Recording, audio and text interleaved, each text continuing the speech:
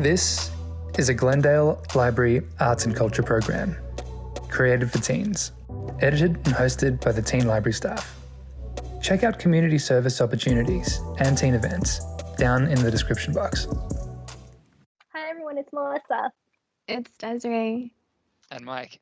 Welcome to another episode of Teen Gen Talks, where the goal is to empower the youth of Glendale and connect youth to community services, individuals, and organizations through interviews and discussions.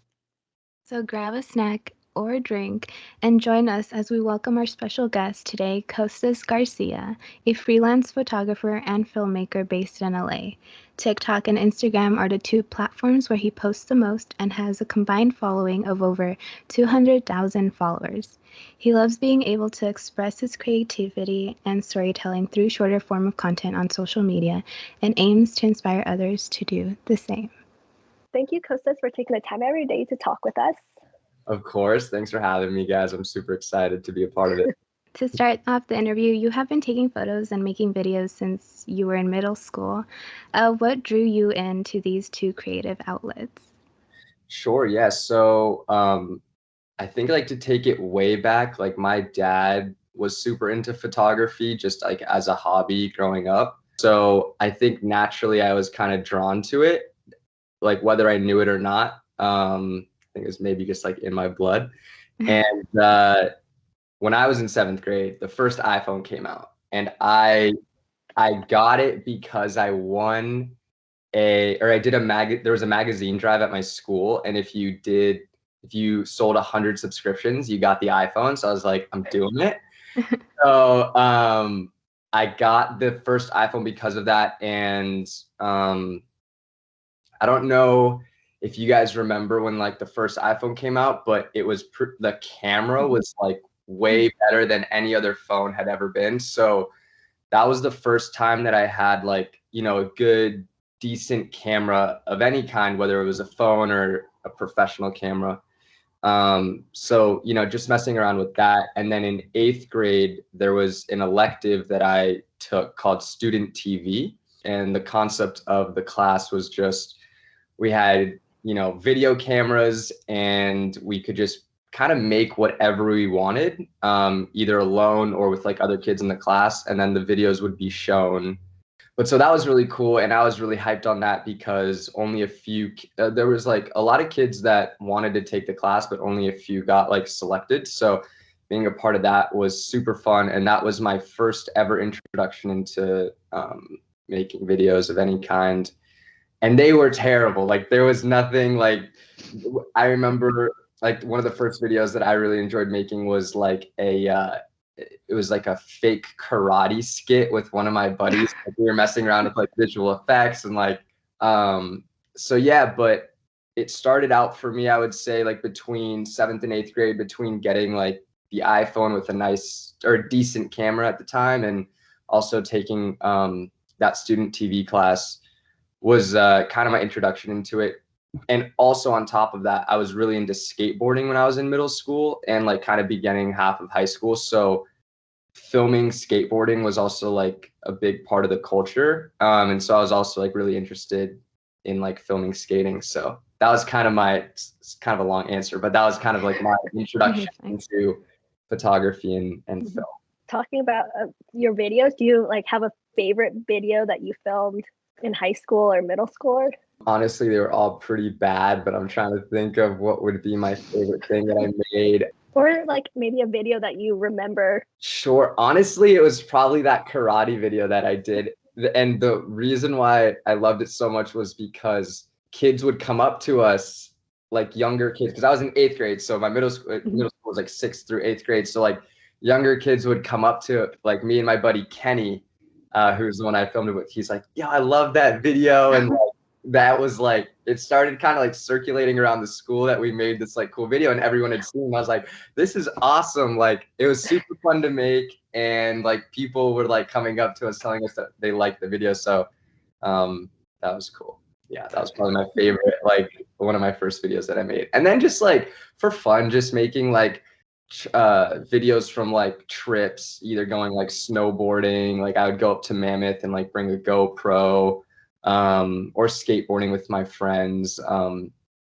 I remember like there was like a plugin that you could use to make stuff like super slow motion, and so like doing that with the skateboarding, like I thought that was the coolest thing ever. So yeah, those are some of my favorite stuff, just like the karate video for sure, and then just like the skateboarding and snowboarding, just like silly little videos. So you became a recurring member of on the YouTube series Teens React. Can you explain what exactly the series was about? Sure. So these two brothers, Benny and Rafi Fine, they started this YouTube channel, and their concept for the videos that they were going to make was basically taking kids and showing them pieces of content that went viral on the internet and then get their reaction to it. They started with Kids React, and then as they gained popularity and the show grew, they created Teens React. They have like they have Teens React, College Kids React, Adults React, Elders React, YouTubers React, Celebrities React. Like, it's turned into this big thing. But at the beginning, it was Kids React. It became popular, and then one of the main girls on that show turned 13, so she wasn't a kid anymore. She was considered a teen, so that's how they created Teens React, and they needed like new members for the show. It just so happened that like a family friend of ours, her friend was their first assistant, and so she was like asking around. She was like, do you want to be part of it? And I was like, sure. I don't know what this is. I don't really know much about YouTube, but like, let's do it. And yeah, went into film. Like, it's pretty crazy because the first time I went into film, they literally were living in a 2-bedroom apartment in the valley, like sharing a room, and then they converted the other room into like the studio. And so filmed, I remember I was like 15 or 15 and a half. My mom had to drive me out there because I wasn't old enough to drive yet. And then I guess they liked me, and I guess I gave some good reactions or whatever, and then did that for, I want to say I started when I was like 15 and a half, I believe, 15 or 15 and a half, then did that all the way throughout high school. And that was fun. And then the reason I stopped doing it for a little while is because I became part of this YouTube reality show called Summer Break. So it's kind of like conflict of interest type of thing. And then went off to college. And then once I came back home, because they film in LA, kind of became part of the show again. But yeah. Is there like a reaction video that you've done that you really like? Honestly, there's so many of them. I've probably been in, I would say, like over 100 episodes. So off top, there's not really one that like comes to mind, just because I feel like there's so many to choose from. But I don't know. Yeah, I wish I had like a specific answer. I wish I had a specific answer for you. But yeah, no, they're fun to be a part of. I haven't filmed one in a while, but yeah, that was definitely part of my like high school years for sure. And like, it was funny because the show got big on YouTube, and like kids would kind of tease me about it, like being on it at school. But I thought it was the coolest thing ever. I was like, because I would get like stopped on the street sometimes, like be at the mall, and are you on Teens React? I'm like, that's crazy. So yeah, it was a cool thing to be a part of for sure. I actually saw Teens React on one episode, and it was, have you seen Twilight since? You know, that. Oh, nice. On the episode, you were like, I wouldn't see Twilight and everything, but have you seen it since? I haven't, and that's funny you bring that up, because that's actually the first ever episode I was on, and I think that was the first ever episode, I believe, of Teens React. But yeah, no, I don't. Have I seen it? I don't think so. I don't think I have seen it. But I think it's funny to look back on that and be like, you thought you were so cool. I thought I was so cool with like snapback and like my matching like shirt with the colors of the snapback, and like I was like so nervous to like say something cool or like good at all. And like, I think as I've gotten older and like the more I did it, just the more comfortable you get in front of the camera, and you kind of just let yourself kind of go and try to forget about the camera as much as possible. Right. Do you ever like look back at them and like just see like, I guess, the progress that you've done and all that stuff? Yeah, so I hadn't looked back at them in a while, but I made a little like compilation type of thing for TikTok. So I like went back on like old episodes. I kind of forgot which ones I was a part of, which one I wasn't, and then like pulled like some clips that I thought were funny of me. And then but yeah, I hadn't looked back in a while, but it's interesting to look back because I'm like, damn, I'm really young in this, and it's cool to be able to go back and like see myself on camera at that time. But yeah, it had been a minute since I went back, but I did go back like not too long ago.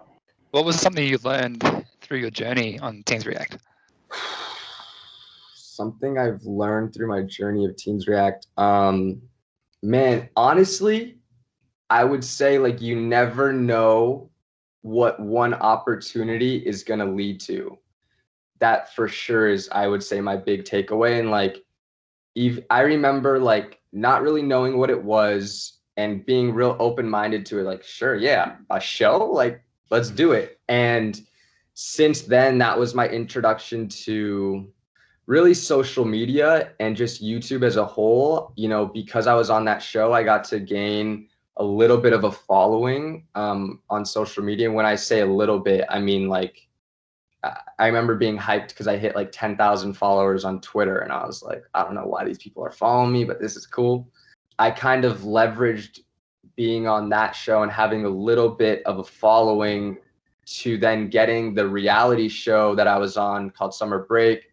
Then with the Summer Break show, gained even more of a following, was then able to dive into doing like brand deals and got introduced to like making money through or just on the internet. Yeah, leading to like kind of what I do today and like getting me interested into like making YouTube videos because I was on the show. I was like, well, I'm on this show, on this YouTube thing, like maybe I can do YouTube videos too. So like dabbled in that, and then that introduced me into like how to use a camera, how to film stuff, how to edit. That got me interested in it. Went off to college.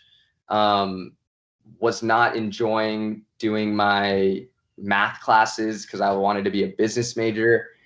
And I was like, screw this. I'm going to do like film and TV stuff. That's way more interesting. I got to make like some short films in college and stuff, just and study movies and TV shows. And it kind of has led me to where I am today. So I think the big takeaway for me for being on that show was like, one, even if you don't know everything about, I guess, like an opportunity or exactly what it is, like definitely be open-minded to trying new things or try like going for an opportunity that's in front of you. And the reason being is like you really never know what might lead to it. You know, I've met cool people because of that show. And it was kind of just my introduction into everything. So that was really the thing that kind of like started, I guess, my career or just my journey. So yeah, man, I would say that's kind of my biggest takeaway. Was there a point where you were like, I do not want to do social media at all, like this isn't for me? Or did you always kind of, you know, saw yourself doing it? Yeah, there was never a point where I thought I didn't want to do it. I always really enjoyed it. Yeah, no, there was never really a point where I didn't think I wanted to do anything with social media. I thought it was really cool that like, hey, people are watching this and like kind of give a about me a little bit and like enough to follow me on these platforms. And it's like, oh, cool. Like I'm in high school, I'm posting photos, and like nobody else really in the high school has like a following. Like people kind of knew me because of that. I was like, this is kind of cool. Even though I would get teased for it, I was like, I don't know, this is kind of cool. So, and like being able to make money from it too, I was like, that's just an added bonus. Like, I feel very fortunate. Like, this is not something that a lot of people can do at all, or even like have the opportunity. I feel like nowadays, a lot of people want to be like, you know, quote unquote YouTubers or social media famous and all that kind of stuff. So having been able to like dabble in that and like get a taste for it is like, it's pretty cool. And I feel very fortunate for like the opportunity. Was social media something that you always imagined that you can make a career out of? You know, for a really long time, it was something that I just like did for fun. And for a long time, I didn't know really what I wanted to do, to be honest. Not that I have it figured out by any means now at all, being almost 26, but it was something that I grew up where it was like, I'm old enough and young enough at the same time, where I grew up without it, but then also was like young enough to like also grow up with it becoming so prevalent in our society. So, you hear about these people on social media making careers out of it, being full-time YouTubers or whatever it may be. So it was always something that was like of interest to me. I think when I was first starting out, I kind of wanted to be more so like personality based, and like that's a lot of what the original YouTube videos that I made were, and like just I guess any and everything. And it was tough for me to balance it with school and everything too. And like also I went to school in Wisconsin, and I remember being like real creatively frustrated out there because I was like, there to film in Wisconsin. And I was but yeah, no, it was something that I was always like, I pursued, I guess, as like a career, like thought it would be like fun to do, but never was able to like give it my all. And that partly because of like school and everything, and really not truly knowing what I wanted to do. But it was also kind of like skeptical. A lot of people I think were skeptical because it's like, oh, this might be just like a fad. Like, I don't know how long social media is going to last, all that kind of stuff. But I think now it's like here to stay for sure. I think people realize that. And how did you find your brand? And are there any pointers for teens that are watching that you can give them? So that's something that I struggled with a lot. And specifically on like social media, I would be posting, I guess, like more lifestyle stuff, just going to different places and taking a photo and posting it on Instagram and stuff. It was getting really frustrated because I was also doing photography and film. And when people would ask me like what I did, or like they came up to me and be like, oh, it's like you're like a model, you're like an influencer. I'm like, no, I don't model, and I don't love the word influencer. Like, who am I influencing? Whatever. And I was like, no, like I'm a photographer and a filmmaker, content creator, and I struggled with how to figure out how to merge those two worlds, where it's like, how do I merge like my own personality or my own self as Kostas, and then also have people like know about my photography and video. And I'm still trying to figure it out. I don't think I've done, a perfect job of it by any means, but I think that as far as some advice for how to find your brand, one, you got to find what you're interested in. And that is, something that I think a lot of kids struggle with. And if you're listening to this and you're like, I don't even know what I'm interested in or what I want to do, like, you're not the only one. I was in that same position.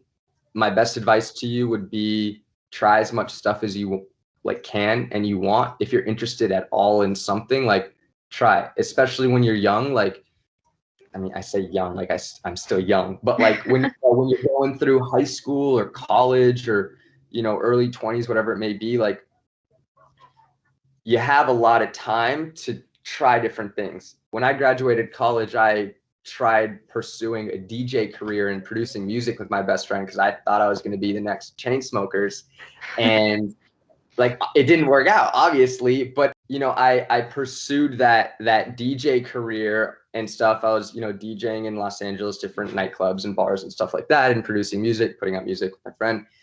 And it was something that I could either look at and be like, what the hell was I doing? And like, that was a waste of time. I spent 2 years doing that when I could have, been putting all of that time and energy into my photography and video. But at the time I didn't know. It was something that I was interested in and I dabbled in, and I'm really glad I did it because it gave me the experience of trying something new that I was interested in, and also understanding and realizing like, hey, that's not for me, but I don't have the regret of like, hey, I never gave it a shot. And I don't have the like, oh, what if I had tried it? I don't know what could have come of it.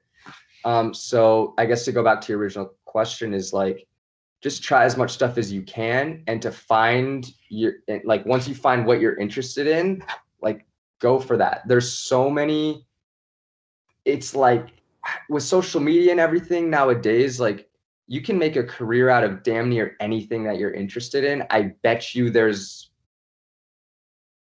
if you're interested in it, there's bound to be somebody else interested in it as well, because there's people interested in everything. So as far as finding your brand, like, yeah, just try as much stuff as you're interested in, and kind of lean into it, and learn as much as you can about it, and then I guess then it goes into learning how to like actually brand yourself and market yourself by incorporating that niche or whatever you're interested in into your own brand. But that's, I think, a whole other conversation. But as far as finding your brand, try as much as you can and lean into it. I like that. Have a combined following of over 200,000 followers on social media. How did you grow your following on TikTok and Instagram? Sure. So the TikTok is a little bit newer, and actually something that I've been spending a lot more time and energy into that, which is great. As far as the Instagram stuff, grew the following between the Teens React show and then also the summer break reality show. And then on top of that, just continuing to post and kind of growing it organically on Instagram.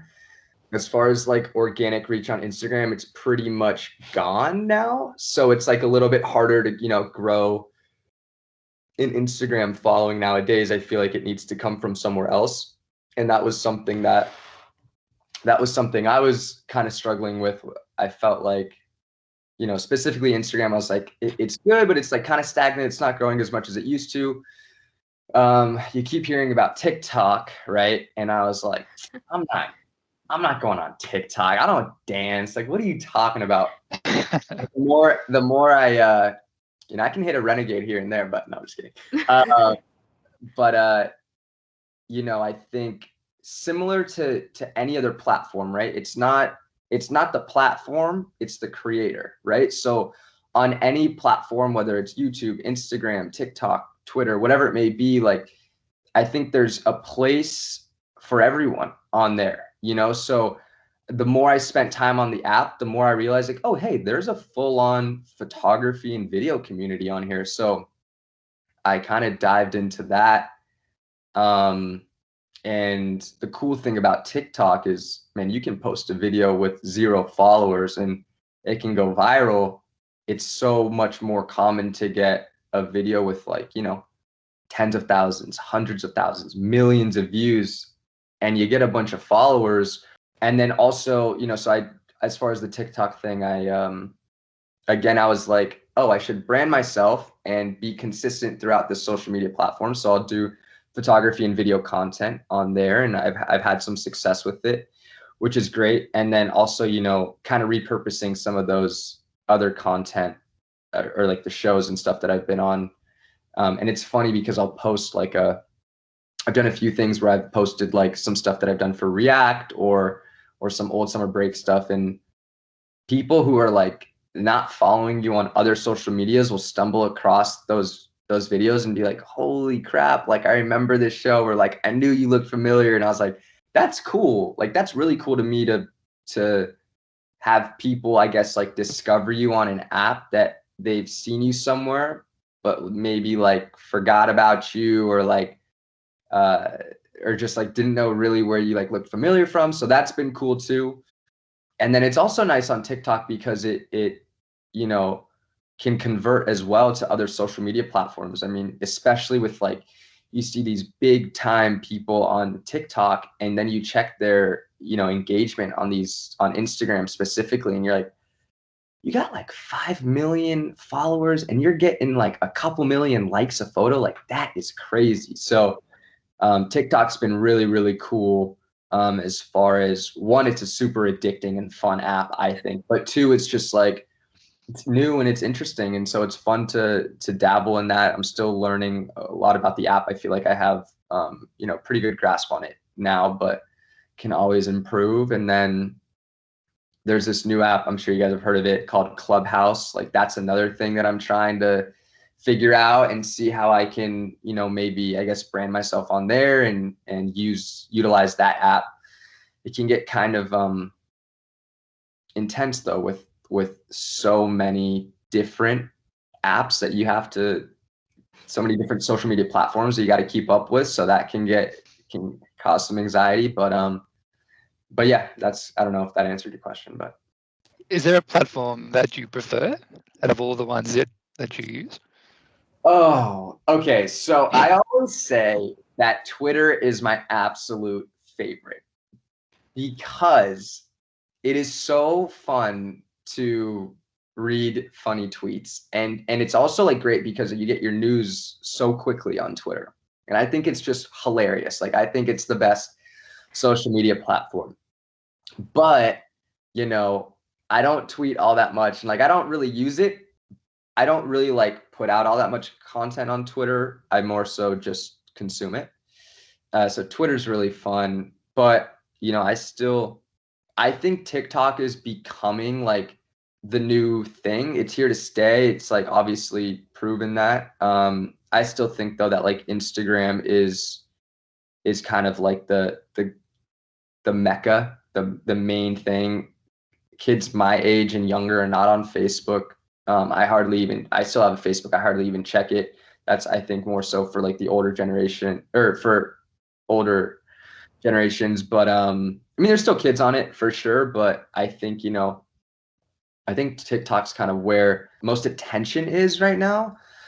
But I still think that like, because it's relatively newer compared to Instagram, I still consider Instagram like the main platform, I would say. Holds the most weight, I think. You mentioned how social media requires a lot of consistency in regards to posting and all that.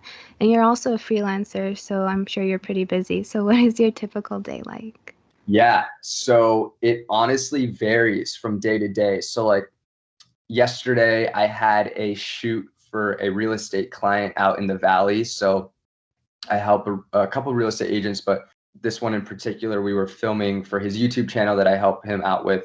I had to be in the Valley at 10:30. So I woke up, made some breakfast, showered, got dressed and everything, kind of went through some emails, and then left, went over to drop a hard drive off to have a kid edit a video for me for another client, went out to the Valley, filmed that, came home, got lunch, showered, checked emails again just to see if anything had come in and like kind of handle that stuff, edited, made changes to a video, sent that off to a client, showered, ate again, went to Santa Monica with my buddy Josh to go shoot content for like TikTok and Instagram, came home, uploaded my videos from the Valley and kind of started pulling selects, and then went to bed at like 1 a.m.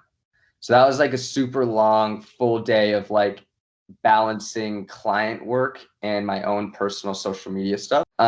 There's some days, like today where I have this is not something that I do obviously all that often, but like today on Fridays, what I typically do is I'll basically just be editing all day for the video that I shot yesterday, and have that turned around for the client by the end of the day today, because we're uploading to the YouTube channel tomorrow. And so it's typically a combination of filming for clients on a weekly basis. It's not an everyday thing doing that. There's some days where I'll just be filming for a client. There's days where I'll be filming for a client and shooting my own stuff. Like yesterday, there's days where I'm just strictly editing or handling like business stuff like emails and contracts or whatever it may be. So it really depends what, the tough part about what I do, and the thing that I've been trying to figure out, is like the work-life balance. And I know I'm not the only one that struggles with it. And I don't, hopefully this can kind of help someone who's watching this, but it's like, it's finding the balance of feeling like, if I have this bad thing of, if I'm don't feel like I'm being productive 24 hours in the day, I feel like a failure, and that I'm not working hard enough and doing enough. And I don't think I'm the only one that does that. And I think it's because of like the need to stay consistent, specifically on social media, right? And it can get to you, and it's something that I definitely struggle with. But I think it's just trying to not be as hard on myself as I am, and it's it's easier said than done, but yeah, that's definitely a tough part. So you've been shooting professionally for the last 5 years. And you're currently a freelance photographer, filmmaker. Did you always see this as freelancing as an option? I kind of fell into it in a way by accident because I didn't want to go have a 9-to-5 job. I didn't want to have a regular job, as far as like going into work on a daily basis. I was like, I'll make it work by, I got a part for the first like year and a half out of college. I had a part-time job working at a restaurant. So doing that on top of like freelance clients, that was kind of how I made, and then also like the social media brand deals and stuff. That was kind of how I made my living, but it was, it was more so by accident, just because I was too stubborn and thought I was too good, to go get a 9-to-5. I was like, I don't want to do that. I want to be able to kind of make my own schedule and work how I want. And, I was able to make it work for the most part. And then I didn't have to. And now I think I would say over the last year to year and a half, I've really kind of hit my stride and had, I guess, more so success in the freelance game. But yeah, it was by accident, I would say. It was this part mainly because I was like, I'm not going to go get a 9-to-5. I'm not going to go work. Like I can utilize that time. Otherwise, like I'd rather like put the time and effort into working on my own stuff than going to work for somebody else. But that's also in part because of my parents. Like my parents are both entrepreneurs, so they've always been like, you got like have a job to understand what it is to have a job, but like you can be a lot more successful if you do your own thing. So I think that's where it kind of came from. And how do you promote yourself and get your name out there as a freelancer? Yeah, honestly, like I feel like I've been fortunate enough to where either someone finds me on social media or a friend knows of someone who needs some work or whatever, which is great. I would say I have a website. It's not great. Most of my stuff's come from word of mouth and social media, which is great. But yeah, I would also say like in terms of the freelance stuff, something that I learned is like when I was first starting out and graduating school and just trying to build up my portfolio, like a big thing that I did was I would charge less or sometimes work for free just to get the experience and also like get the content for my portfolio to then in turn be able to like leverage that to other projects and other gigs. And I think it kind of goes in the same vein of me going on that Teens React thing and being like, I don't know what this is going to lead to, but I'm going to give it a shot. I think it's the same thing for like, specifically, I think in photo video, where it's like, hey, take that opportunity. Maybe you're going to make a little bit less. Maybe you might not even make any money, but you don't know what that project might lead to. It might lead to something, might lead to nothing. But a lot of this is also just like connections and who you know. And like sometimes it's not even like the best photographer, best videographer that gets the gig. It's kind of like who you know type of thing. So I think building up just like a good network of people and having quality work, I think can take you far places. So you talked a little bit about being a photographer. What has photography taught you? Finding the beauty in like the simple things of life, I would say.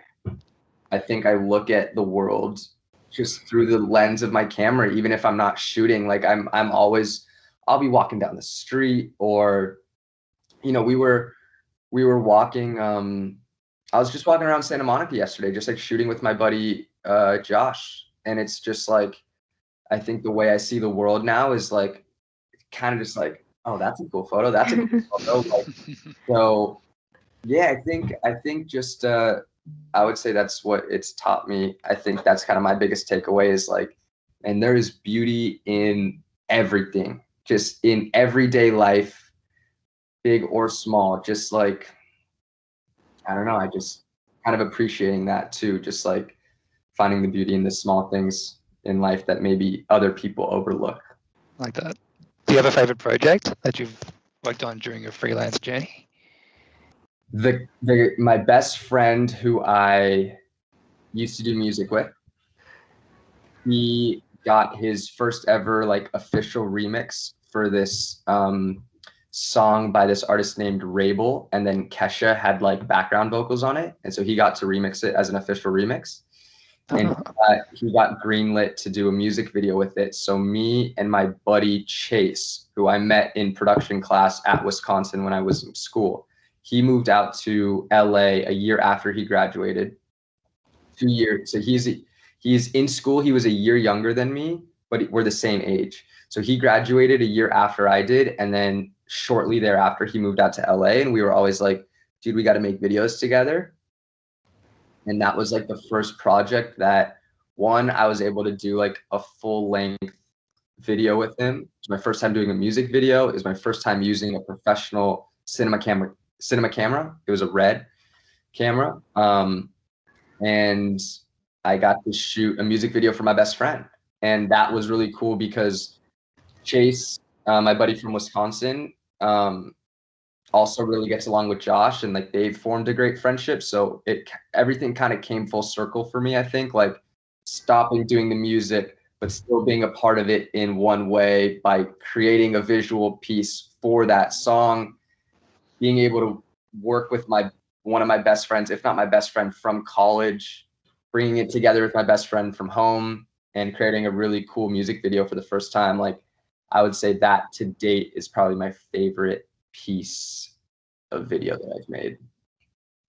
How was it creating a music video? Because I'm imagining it's like really hard, and like there might have been obstacles. Like, oh yeah, it was a big learning experience. It was super low budget, real run and gun. There was we shot it at this place called the Trona Pinnacles, which is like 3 hours outside of LA, and it's just like the middle of the freaking desert. And then there's like these really cool like rock formations that are spiky, and I was like, this is a cool spot to like. I literally went with like a bunch of other kids who do like content kind of like I do. We just did a little like day trip there like a few months prior, and I was like, I've never even heard of this place. This place is dope. There's also like no like there's no like regulations there. There's no like police or anything like that. So I was like, that's a place that we could go film, and we just got to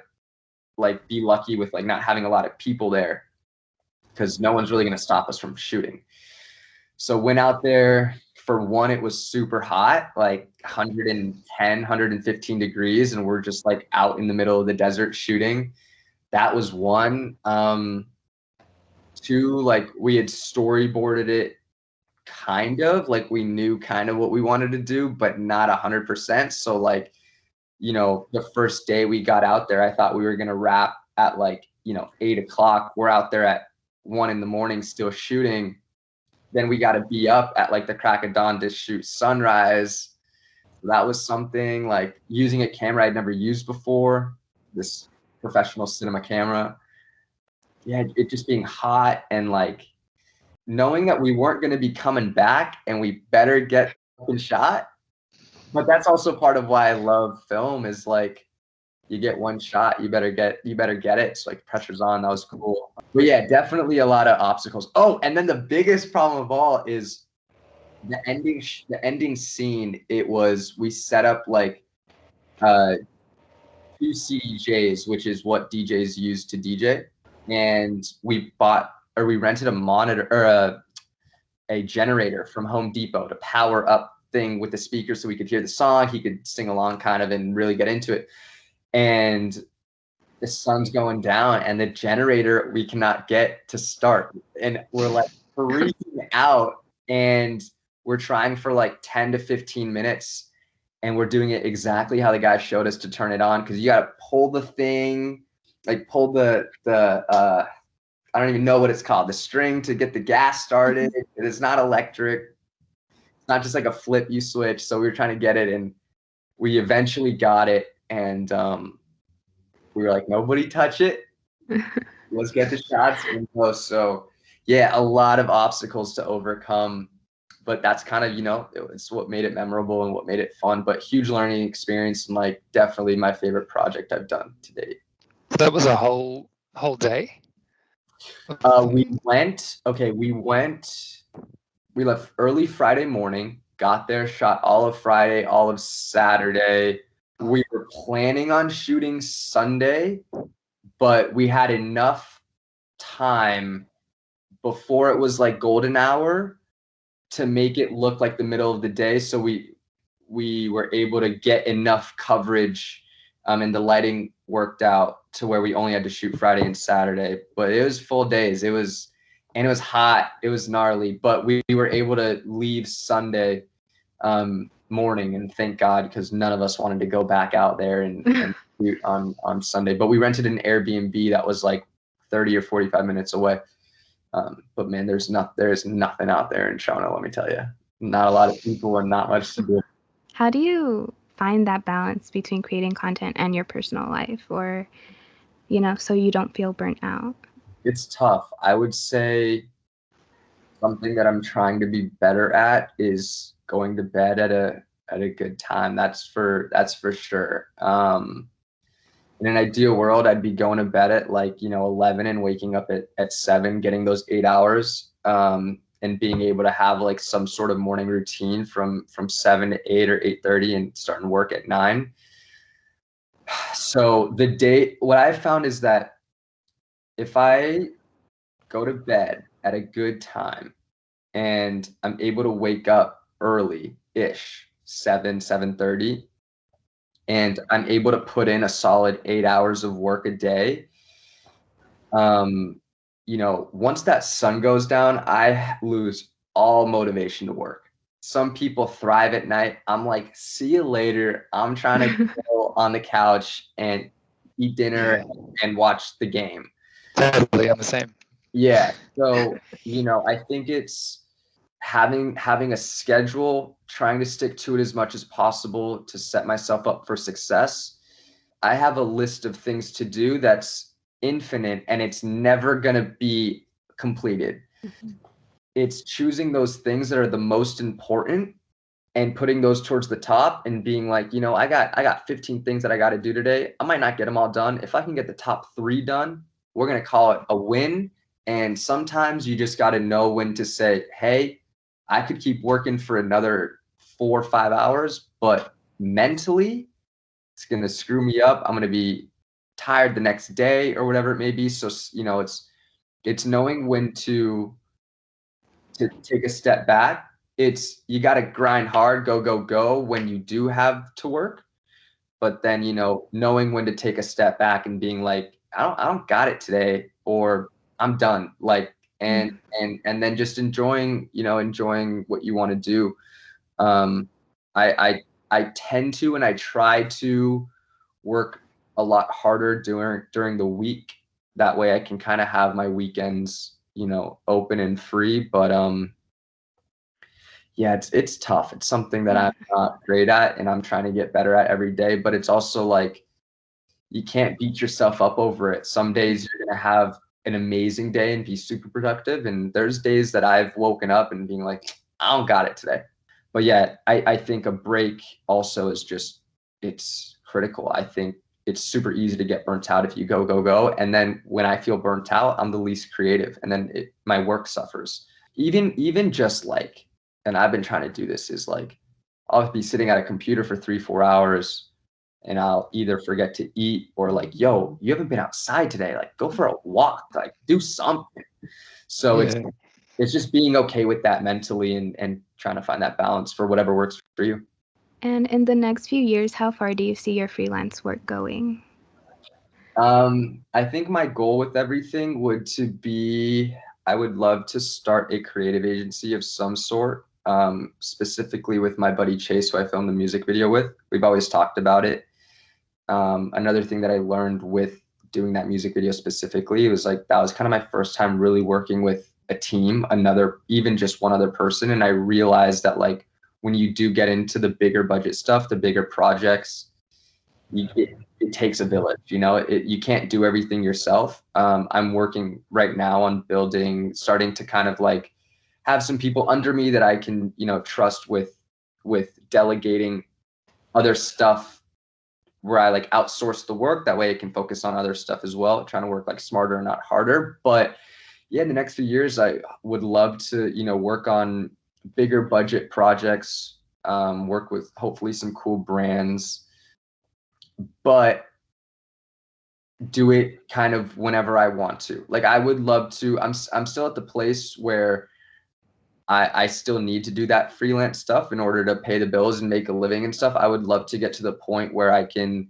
you know, build up my own personal brand enough to be able to not need to rely on that, the freelance gigs, and kind of work on projects that I want to, or kind of be able to spend maybe a longer period of time on one project and put out work that's, you know, great and that moves people and inspires people. And I think that's at the end of the day what I think a lot of people in my line of work want to do is you want to create art, take whether it's, you know, creating photos or making videos of some sort that inspires or just moves people. And so that's kind of where I see myself going is wanting to do and focus on projects that have more of a meaning behind them. Awesome. So before we end, we have some rapid fire questions to ask you.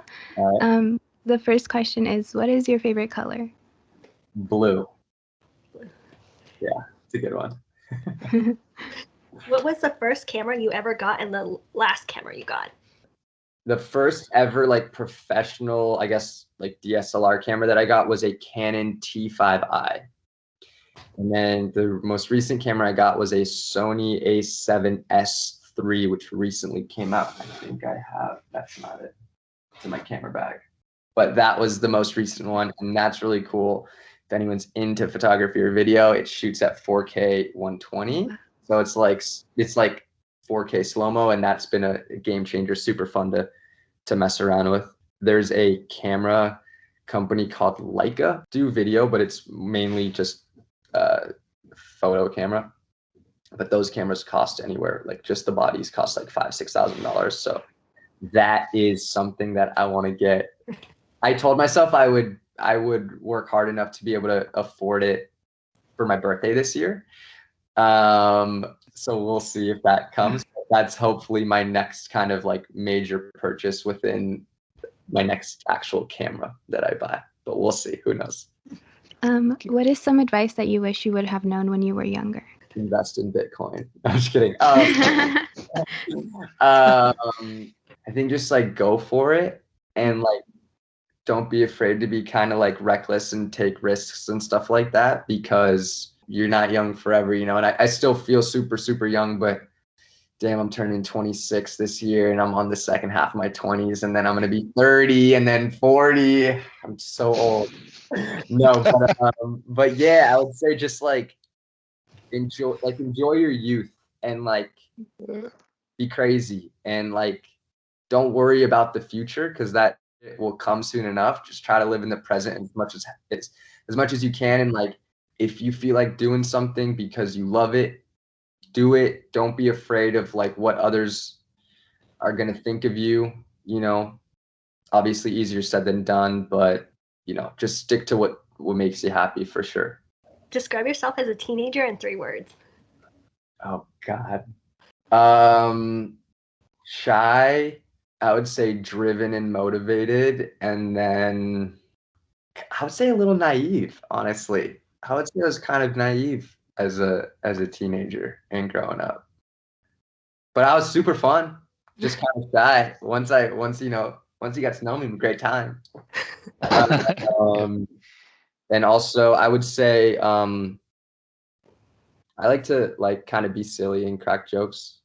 And I was always just kind of like go with the flow for sure. Yeah, I think you've got more like confidence from that shy version of yourself that you describe yourself. I think, you know, it's something that I think comes with just maturity and knowing yourself as you get older, and kind of letting go as much as you can of those insecurities that you have as a kid, you know, because you kind of kind of realize as you get older that like a lot of the insecurities that you have are just in your head, and people don't actually really care, or are even thinking about you in the way that you think they are. So yeah, I think that's something that everybody deals with, though. You know, I think as you get older, you kind of come into yourself, you kind of learn more about yourself, become more self-aware. And I think the coolest thing, honestly, that someone can have, or a trait that someone can have, is just like being themselves at all times, and like being super comfortable with who they are. And if you have that, like, this is who I am, if you like it, great. If you don't, who cares? Take it or leave it. I think that's one of the coolest traits someone can have. Because I mean, I remember, you know, growing up, like, and I still struggle with it at times, but you know, you hang out with different people and maybe you act a little bit differently around certain groups of people or whatever, just because you want to fit in or whatever. I always admire people that are themselves 100% of the times, and I think that's one of the coolest things ever. If you could have 3 people over for dinner, alive or dead, who would they be? I'm gonna go with Barack Obama, Jamie Foxx, and John Mayer. Right. Oh no, you know what? Okay, wait, hold on. I would love to throw Kobe in there. Yeah. Alive or dead. I would love to throw Kobe in there. So I'm gonna get 4. I'm gonna have 4. I gotta those would be my 4 though. What does success for you mean right now? Honestly, just like waking up happy and grateful that I'm able to do like what I want to do on a daily basis. But as far as like success, I would just say, I don't know. I think if I can, at this current moment, the way I see things, if I can get to a place where I'm kind of like what I was talking about earlier, like if I can get to a place where I'm able to kind of get up and go as I please and not have to, and be able to like financially support myself through like doing what I love and not really having to rely on you know, other clients or anything like that, and just kind of create the art that I want on a daily basis and do as I please. That to me is like successful. Also, maybe if I started working out and, you know, got a little ripped, that would be some success too, because I'm just not doing that right now. But yeah, I also think like success is trying to navigate, you know, as best you can with the work-life balance thing too, is just like have like, I think I need to start having more fun. I mean, it's great. It's like, because I've just been diving so far into my work, which is great because I'm having success there. But I think sometimes it's like, it's especially as you get older, like in school, you kind of have those breaks of, hey, you have winter break to look forward to, you have summer, you have spring break, like, you know, it comes to an end. As an adult, or when you get into, I guess, like working and you're not in school, it's like a year could go by and nothing happens because you didn't schedule that for yourself. So I think that's also something that I've learned and important, is like having stuff to look forward to is super important. And I don't know if that answers your question, but yeah. No, yeah. What is the book that you have recently read or currently reading that you would recommend? I'm almost done with this book called The Four Agreements, and I started listening to, we'll do the audio book, so I'm not actually reading, but The Four Agreements is great. It's a really easy read, and it's not super long, and I've been going on like morning walks and just like throwing it on my AirPods and kind of doing like 20 or 30 minutes at a time.